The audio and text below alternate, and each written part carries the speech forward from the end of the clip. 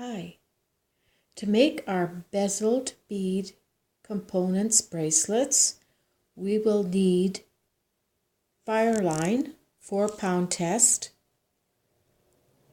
size 12 beading needle, size 15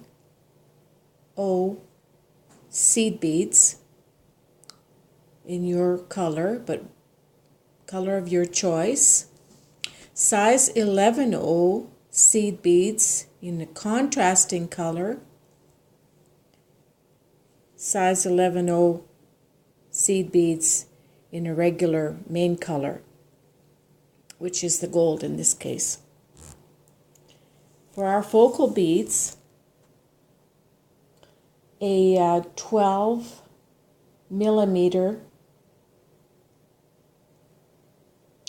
10 millimeter bead, size bead. You can use pearls or whatever, flat gemstones. As in this case, I used pearls. And here I'm using an 11 millimeter in diameter bead. 2 regular 3 millimeter bicones in complementary colors, and a 3 millimeter rondelle.